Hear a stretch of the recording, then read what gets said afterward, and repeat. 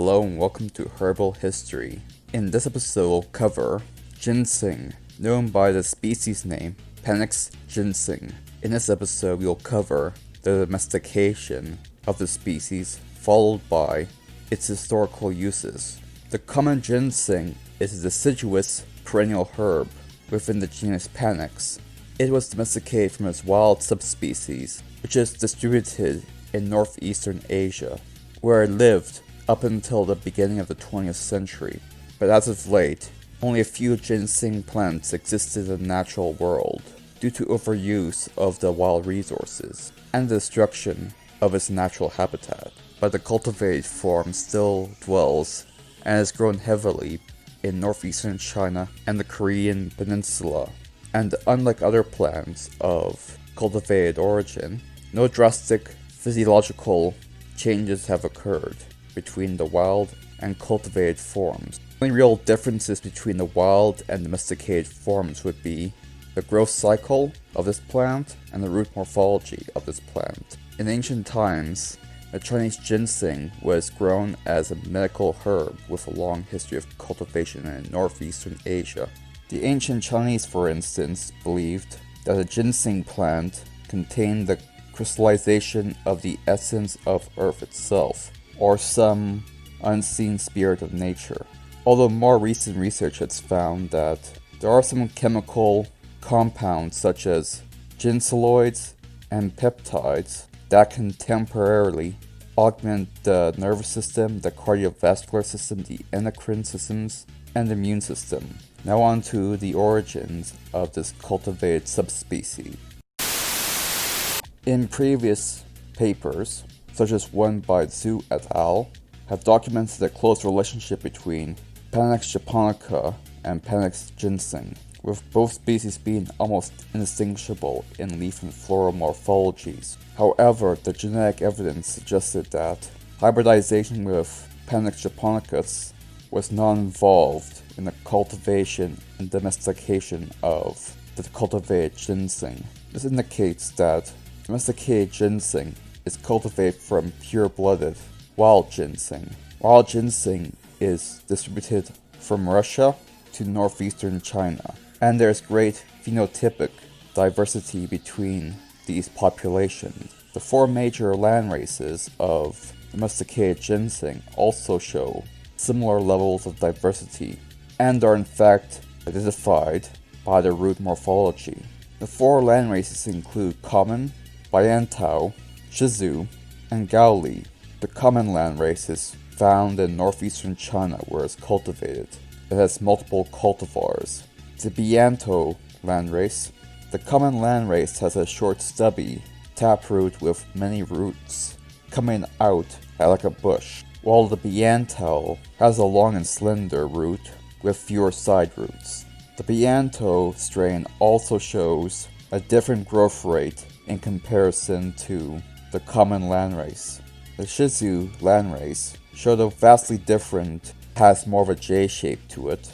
It also has lower yields and lower growth rates, but also has higher stress tolerance and a longer growth cycle compared to both the common and the Baiantao landraces. The Gaoli landrace is mainly cultivated in the Korean peninsula and shows moderate differences in the biochemical medicinal traits found in this plant relative to the Chinese landraces. Due to these morphological differences and biochemical differences between landraces, it was speculated that these landraces were independently domesticated, a process that's not uncommon and has been documented in banana, cotton, coconut, and peony domestication. However, a thorough genetic analysis using multiple methods has discovered that there has been high amounts of mixing between the land races prior to divergence, indicating that they were not domesticated independently, but rather they were all domesticated at once, and the genetic divergences are the result of adapting to local environments combined with artificial selection. Using a demographic analysis in combination with a genetic analysis, the researchers have revealed that ginseng diverged from its wild progenitor between 1474 and 1,522 years ago, with a 95% confidence interval. This is due to the fact it still has a high level of genetic diversity compared to other species. For instance, the domesticated sunflower has only retained half of its genetic diversity from its wild progenitor, and the soybean only retained 72% of its genetic diversity from its wild progenitor.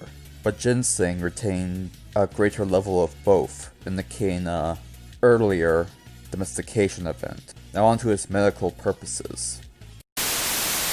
Now on to the historical uses of ginseng. In ancient China, there was an age written about called the Xia dynasty. This dynasty was ruled by 3 sovereigns or 5 emperors, depending on who you ask. These were mythical figures made through the amalgamation of ancient cultural heroes in ancient China circa 3500 BC. Each of these emperors were demigods that had long life and used their vast knowledge and power to improve the lives of those who followed them. The second of China's mythical emperors was the Emperor Shen Nung, who was depicted to have the head of a bull and the body of a man.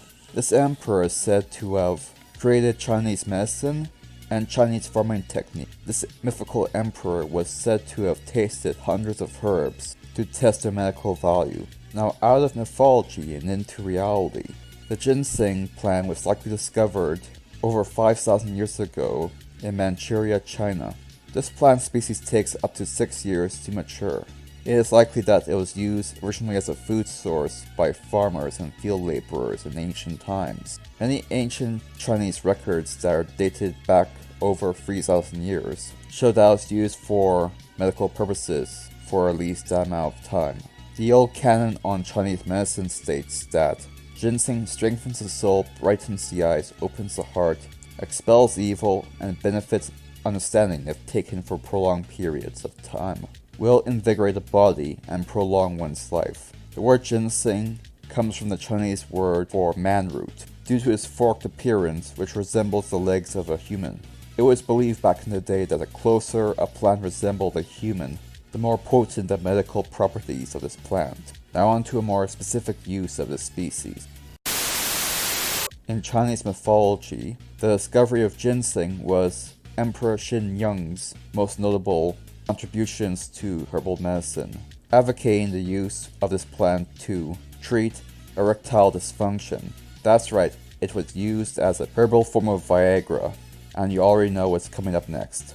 In Korea and China, there are 2 preparations used for producing different types of ginseng. These forms are called red Panax and white Panax. The white Panax is the regular dried form, while the red Panax is the ginseng root being boiled for 8 to 10 hours and left to dry, creating a red coloration. It is said this red form has more of the stimulant properties that allow for greater libido in those who consume it. As for the actual molecular basis for this herb, as a means of treating erectile dysfunction, researchers have found that ginseng has a group of chemicals called phytoestrogens, and a subgroup of these phytoestrogens called gissenosides stimulate gonadal tissue, thus enhancing the libido. Now to more serious topics. Ginseng has also historically been used to boost the immune system and generally improve stamina. Various groups of people have advocated the use of ginseng for depression, anxiety, and chronic fatigue syndrome. And the traditional use of ginseng in Korea is to slow the aging process. Whether or not it works on these types of disorders is unknown, however. Now on to side effects. If you use them in short-term doses, no side effects are seen. Prolonged use of this herb is, however, known to cause poor sleep habits, headaches, stomach problems such as diarrhea, nausea, and vomiting, and a possible allergic reaction. Ginseng is also actively metabolized by the liver, and as such, interacts with a host of different medications. Antiplatelet and anticoagulant medication must be used cautiously when taking ginseng at high doses. You should also avoid taking anti-inflammatory agents and cytooxygenase inhibitors in combination with ginseng. If you're on morphine, antidepressants, or antipsychotics, ginseng's also probably a bad idea. My source for this information will be in the description box below, alongside all my other sources. Well, that about covers everything. See you in the next one. Stay lit, fam.